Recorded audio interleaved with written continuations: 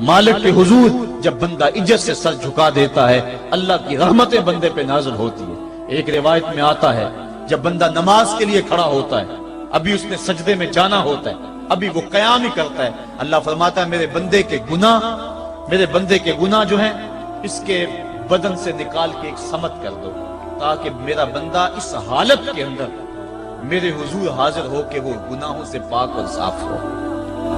حضرت نبی رحمت صلی اللہ علیہ وآلہ وسلم فرماتے ہیں کہ پھر اس کے سارے گناہ اس کے بدن سے اتار کے ایک سمت رکھ دی جائے، اور بندہ مصلی پہ سبحان ربی العالی کے نغمے الاپتا ہے، رکوع کرتا ہے، سجدے کرتا ہے۔ جب سلام پھیر کے نماز ختم کر کے دعا کر کے جانے لگتا ہے تو فرشتے عرض کرتے ہیں مالک یہ جو گناہ اتار کے ایک سائیڈ پہ رکھے تھے یہ دوبارہ اس کو دے دیں۔ اللہ فرماتا ہے جس کی جھولی سے گناہ نکال لیے تھے دوبارہ اس کی جھولی میں نہیں ڈالیں۔ اللہ اکبر۔ اور ایک روایت کے لفظ ہیں کہ جب بندہ نماز کے لیے کھڑا ہوتا ہے اس کے کندھوں کے اوپر سارے گناہ آ جاتے ہیں اور اس کے سر کے اوپر گناہ آ جاتے ہیں۔ جب رکوع میں جاتا ہے تو کندھوں والے گناہ گر جاتے ہیں، اور جب بندہ سجدے میں سر رکھتا ہے تو اللہ تعالیٰ اس کے سارے گناہوں کو ختم کر دیتا ہے اور وہ بالکل پاک ہو جاتا ہے۔ حضرت سلیمان فارسی ایک دن ایک درخت کے نیچے کھڑے تھے، آپ نے درخت کی شاخ کو پکڑ کے جنبش دی، حرکت دی، موسم خزاں تھا، درخت کی شاخ کے سارے زرد پتے گر گئے۔ ایک صحابی پاس کھڑے تھے، انہیں پوچھنے لگے عثمان تو نے مجھے پوچھا نہیں کہ میں نے درخت کی شاخ کو یوں ہلایا کیوں ہے؟ انہوں نے کہا اچھا پھر آپ بتا دیں کہ آپ نے درخت کی شاخ کو یوں کیوں ہلایا ہے؟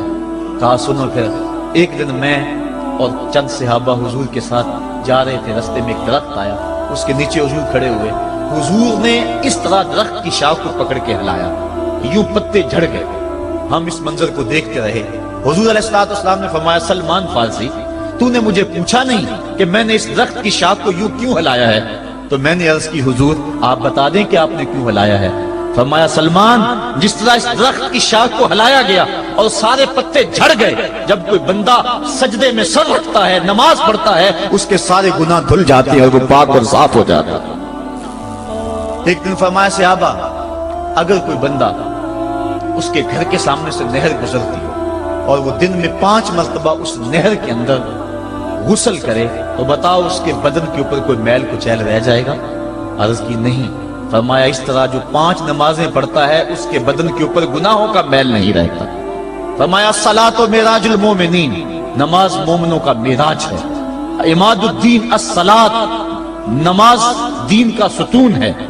حبب الی من دنیاکم ثلاث، الطیب والنساء وجعلت قرۃ عینی فی الصلاۃ، مجھے تمہاری دنیا سے صرف 3 چیزیں پسند ہیں، خوشبو، منکوحہ بیویاں، اور میری آنکھوں کی ٹھنڈک نماز میں رکھی ہے۔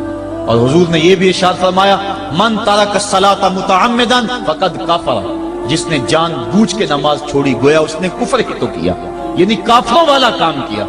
حضرت امام فخر الدین رازی نے تفسیر کبیر میں لکھا حافظوا علی الصلوات والصلاۃ الوسطی، اس آیت کریمہ کے تحت ایک عورت مدینے کی گلیوں میں چیخ رہی ہے اور کہنے لگی مجھے حضور کے در کا پتہ بتاؤ۔ حضور کی چوکھٹ کا پتہ بتلایا گیا، وہ حاضر ہوئی۔ آقا کریم صلی اللہ علیہ وسلم کی خدمت میں عرض کی حضور میرا خامد سفر پہ گیا ہوا تھا اور میں نے اس کی عدم موجودگی کے اندر زنا کر لیا، حمل ٹھہر گیا، اور جو بچہ پیدا ہوا میں نے مارے شرم کے اس بچے کو سرکے کے مرتبان میں ڈال دیا، اور پھر اسی سرکے سے میں لوگوں کو فروخت کرتی رہی ہوں۔ اب جب کہ میرا ضمیر جاگا ہے میں آپ کی خدمت میں حاضر ہوئی، مجھے بتایا جائے کہ میرے گناہ کا بھی کوئی کفارہ ہے۔ حضور نے ارشاد فرمایا جو تو نے زنا کیا ہے اس کی سزا رجم ہے کیونکہ تو شادی شدہ ہے، اور جو تو نے بچے کو قتل کیا ہے قتل کی سزا قتل ہے، اور جو تو نے سرکہ بیچا ہے فقد ارتکبت کبیرہ، تو نے کبیرہ گناہ کیا ہے، اس کی سزا تو قیامت کے دن پائے گی۔ اس کے بعد حضور فرمایا ان تینوں گناہوں کی یہ سزا ہے، لیکن جس طرح تو گھبرائی ہوئی آئی تھی میں تو یہ سمجھا تھا شاید تیری نماز اثر قضا ہو گئی ہے۔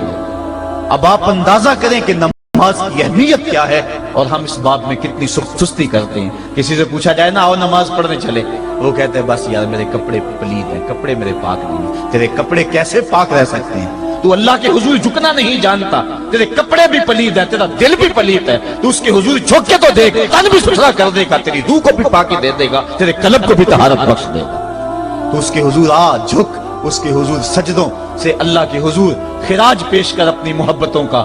جب بندہ سجدے میں سر رکھتا ہے اللہ فرشتوں میں فخر کرتا ہے، میرے بندے کو دیکھو نا، بالآخر میرے حضور ہی جھکا ہے نا، کتنے گناہ کیے اس نے، کتنے جرم کیے اس نے، لیکن بالآخر میرے حضور آیا اور اپنے گناہوں کی معافی مانگتا ہے۔ فرشتوں گواہ ہو جاؤ، میں نے اپنے اس بندے کی مغفرت فرما دی۔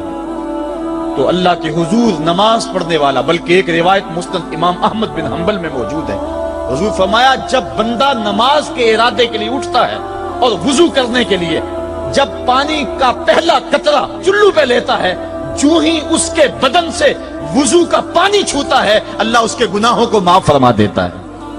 جس نماز کے قصد کے لیے اٹھیں اور وضو کریں اور پانی چھوتے ہی گناہ معاف ہو جائیں، اگر اس نماز کا اعلیٰ درجہ سجدہ کر لیا جائے تو پھر مالک کی کتنی رحمت نازل ہوگی۔ یہ کتنی بڑی دولت ہے، یہ کتنا بڑا سرمایہ ہے جس سے ہم لوگ محروم رہ جاتے ہیں۔ آؤ اللہ کی رحمتیں سجدے میں ڈھونڈے، سجدے میں پیشانی رکھ کے جب ہم اس کی رحمت کو مانگے تو وہ مالک ہمارے اوپر رحمتیں نازل کرے گا۔ آج پوری دنیا کے اوپر مسلمانوں کے ساتھ جو حالات ہیں وہ کسی سے مخفی نہیں۔ کوئی کہتا ہے کہ معاشی طور پہ مسلمان کمزور ہیں، اس وجہ کو بھی میں تسلیم کرتا ہوں۔ مسلمان کے پاس آلات حرب و ضرب بھی موجود نہیں ہیں، اس وجہ کو بھی تسلیم کر لیا جائے۔ سیاسی طور پہ مسلمان کمزور ہیں، اس وجہ کو بھی تسلیم کر لیا جائے۔ یہ ساری وجہیں اپنی جگہ پہ، لیکن یہ بھی تو سنو، مسلمانوں کی تعداد اس وقت 1.40 کروڑ ہے۔ افرادی قوت اتنی کبھی بھی مسلمانوں کی نہیں ہوئی تھی۔ اس وقت مسلمانوں کے پاس ایٹمی طاقت موجود ہے، اتنی قوت عسکری کبھی بھی مسلمانوں کے پاس نہیں ہوئی تھی۔ 56 اسلامی ملک ہیں جن میں قیمتی معدنیات سے اور تیل کی دولت سے اور سونے کی قیمتی معدنیات سے یہ مسلمان مالا مال ہیں۔ کیا کچھ نہیں ہے جو مسلمانوں کے پاس نہ ہو، لیکن ایک دولت چھن گئی مسلمانوں کے پاس، وہ سجدے کی آبرو، وہ سجدے کی عزت، وہ پیشانی رکھ کے اس رب کو پکارنا جو سب سے اعلیٰ ہے، جو سب سے بالا ہے، جس نے موسیٰ کے فرعون کو نیل کی موجوں میں ڈبو دیا۔ کیا پوری امت مسلمہ 1.40 کروڑ انسان سجدے میں سر رکھ کے سبحان ربی الاعلیٰ کے نغمے آلاپ کے اپنے رب سے گزارش کریں اور اپنی امت کا رونا روئیں؟ کشمیر میں لٹتی ہوئی جوانیاں اور کل قدس کے اندر بہتا ہوا خون، شبرغان سے لے کر کابل و قندھار تک اور موصل سے لے کر تقریب تک مسلمان کے اوپر جو ظلم و تشدد ہو رہے ہیں، اپنے رب کے حضور اس کا دکھڑا سنائیں اور اپنے مالک کو کہیں میرے مالک ہم لٹ گئے، ہم کٹ گئے، ہم پٹ گئے، اسلحے بھی موجود، افرادی قوت بھی موجود، سیاسی طاقتیں بھی موجود، لیکن اس کے باوجود مسلمان دبتا چلا جا رہا ہے۔ اسی کشتی کو ہے خوف تلاطم صدحیف منہ موڑ دیے تھے جس نے بڑھتے ہوئے طوفانوں کے، جو 300 ہو کر جرأت اور وہ طاقت اور وہ عظیمت کی داستانیں رقم کرتے ہیں کہ مالک تو بھی اس دن کو یوم فرقان کہہ کے پکارتا ہے۔ آج وہ امت بیچ منجدار کے اس امت کی کشتی ہچکولے کھا رہی ہے۔ ہماری فریاد، ہمارا استغاثہ تیرے سے ہے، میرے مالک ہمارا کھویا ہوا وقار بحال کر دے اور اس امت کو اس مرتبہ کمال تک پہنچا دے جس مرتبہ کمال تک یہ امت پہلے پہنچی تھی، اور ان کا کھویا ہوا وقار بحال کر دیا جائے۔